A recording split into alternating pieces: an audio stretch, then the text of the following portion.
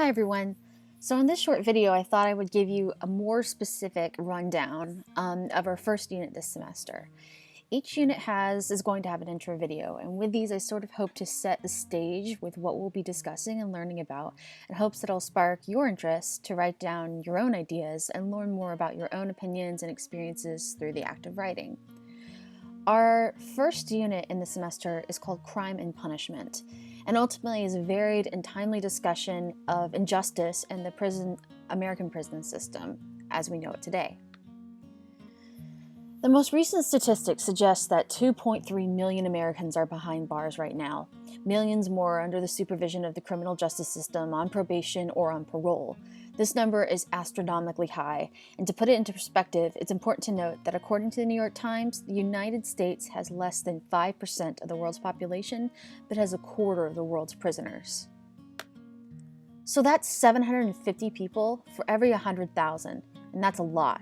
We have the highest rate of incarceration, often 6 times higher than most countries. We even beat Russia, a nation which imprisons only 627 prisoners for every 100,000.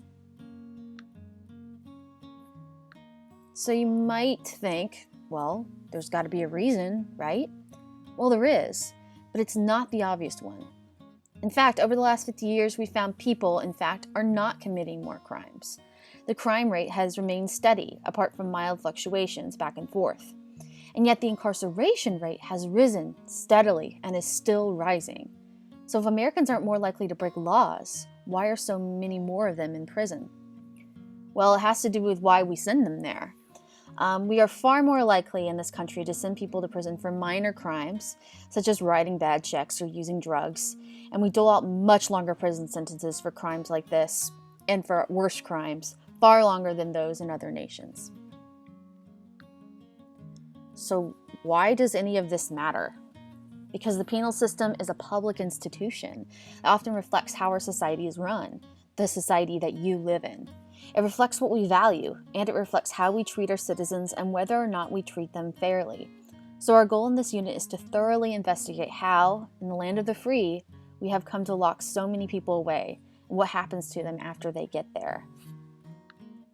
Because any underlying question about crime and punishment is the ideal of justice, the expectation that all Americans will receive equal treatment under the law, that a jury of one's peers will fairly determine guilt, and that punishments will fit the crime.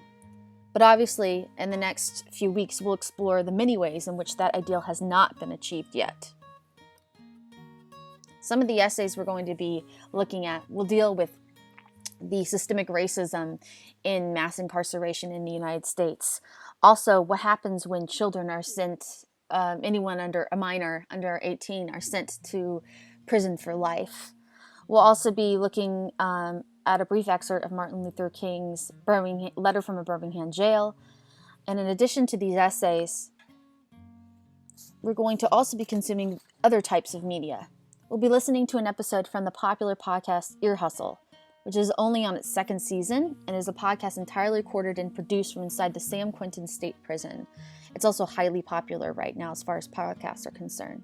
In addition, we'll be viewing a portion of an episode from Orange is the New Black, a fictional show that helps depict the injustices of the privatization and commercialization of prisons. We'll start all this next week, so be prepared to watch, listen, and read.